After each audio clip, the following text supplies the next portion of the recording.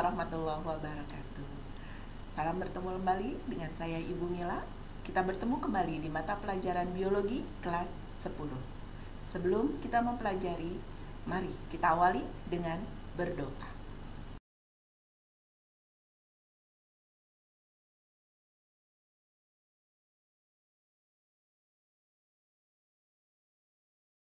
Anak-anakku sekalian, ilmu pengetahuan alam tentunya ilmu yang sudah tidak asing bagi kalian. Saat di bangku SMP, kalian sudah mempelajari IPA. Biologi merupakan salah satu bagian dari ilmu pengetahuan alam. Kita akan melihat bahwa biologi di SMA merupakan salah satu sub mata pelajaran sains yang tentunya akan disajikan menarik bersama saya, Ibu Mila. Kita lihat.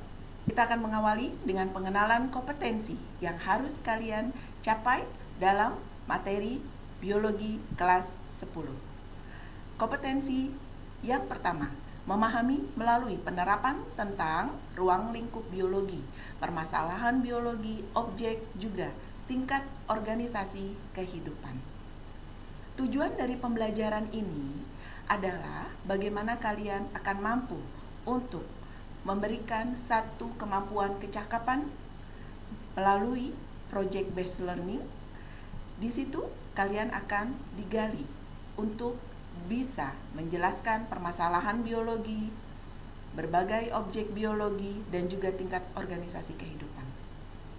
Selain itu anak-anakku, kalian juga akan diharapkan mampu menjelaskan cabang-cabang biologi yang berkaitan dengan pengembangan karir nantinya, kemudian bagaimana biologi memiliki dampak bagi lingkungan, bangsa, serta juga melalui metode ilmiah kita bisa melakukan eksperimen sederhana dalam skup laboratorium di SMA Cakrabuana.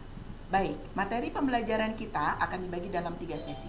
Pertemuan pertama, kita akan membahas bagaimana ruang lingkup dan objek biologi secara keseluruhan, dan kita akan menjelaskannya biologi secara hierarki.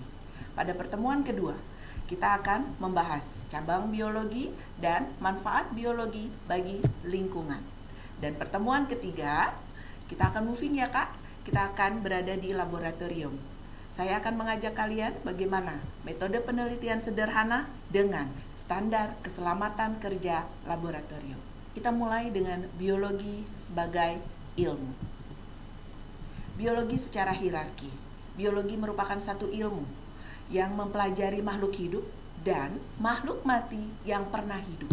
Kira-kira apa ya makhluk mati yang pernah hidup? Sudah terbayang? Kalau kalian pernah nonton Jurassic Park, ya, bagian fosil merupakan salah satu makhluk mati yang pernah hidup. Kita akan mempelajari itu dan akan mendalami dalam cabang biologi. Biologi secara hierarki tidak terlepas dari sebuah sejarah. Diawali dengan penemuan mikroskop oleh Van Leeuwenhoek. Dilanjutkan dengan penemuan fundamental genetika. Ketika seluruh penjuru dunia di masa itu mengenal genetika dengan struktur DNA dan RNA. Inilah salah satu hierarki ruang lingkup biologi. Ragam permasalahan diawali dengan adanya objek biologi. Dan ini semua tentu tidak bisa kita pelajari dengan mudah, sehingga diperlukan penyederhanaan. Di biologi kita mengenal dengan klasifikasi. Baik, tingkatan organisasi kehidupan diawali mulai dari tingkat yang terendah sampai dengan tingkat yang tertinggi. Terendah kita awali dengan biomolekuler. Kemudian dilanjutkan dengan sel, dilanjutkan dengan jaringan, kemudian ada organ, sistem organ, kemudian membentuk suatu individu, di situ ada populasi, komunitas, ekosistem, bioma, dan semesta. Kita lihat. Inilah gambaran ruang lingkup biologi. Kita akan mempelajarinya satu persatu. Kita akan mengulik bersama bahwa di dalam situ ada hal yang menarik. Ingat, kita akan mempelajari yang hidup dan yang pernah hidup. Objek permasalahan biologi diawali dari yang terkecil. Sebagaimana saya paparkan, kita bisa melihat slide tersebut. Kita akan bahas satu persatu. Sel. Sel, saat kalian di SMP, ketika mempelajari IPA, tentunya gambar ini sudah tidak asing. Ya, ini adalah sel. Sel merupakan unit terkecil dari kehidupan. Dalam biologi ada dua, sel hewan dan sel tumbuhan. Secara struktur bentuknya berbeda. Bisa terlihat? Kalian bisa melihat bedanya? Ya, sel hewan dan sel tumbuhan. Bagian-bagian sel tersusun dalam 3 bagian utama: membran, sitoplasma, dan inti sel. Kemudian sel ini akan berkumpul membentuk jaringan. Jaringan. Jaringan pun kita mengenal ada jaringan hewan dan juga ada jaringan tumbuhan. Pada slide ini diwakili oleh jaringan pada daun. Kemudian pada hewan kita diwakili oleh organ simpase dengan ragam jaringan-jaringan yang menyeliputi. Jaringan epitel, jaringan epidermis. Sehingga jaringan merupakan kumpulan sel yang memiliki struktur dan fungsi sama. Underline. Kumpulan struktur yang memiliki fungsi sama. Kumpulan jaringan membentuk suatu organ. Organ, contoh yang ada di gambar saya.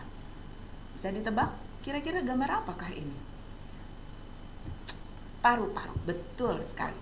Paru-paru salah satu organ. Sistemnya apa?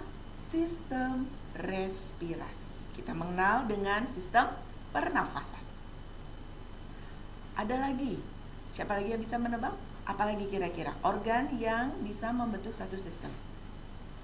Jantung membentuk sistem transportasi. Pencernaan, lambung, usus, mulut, gigi, bagian dari satu sistem digesti, pencernaan. Nah, kita lihat lagi. Wow, bergemuruh kah? Karena gambarnya gajah. Satu ekor gajah, satu individu, kita bilang itu. Kenapa kita sebut individu? Bahwa individu merupakan organisme multiseluler ataupun uniseluler, banyak sel ataupun satu sel. Tapi kalau dia sudah jadi sekelompok, beberapa, lebih dari satu, kita menyebutnya populasi. Populasi gajah yang ada di slide. Tapi ingat bahwa populasi itu adalah kumpulan individu seragam. Nah, kita lihat slide ini.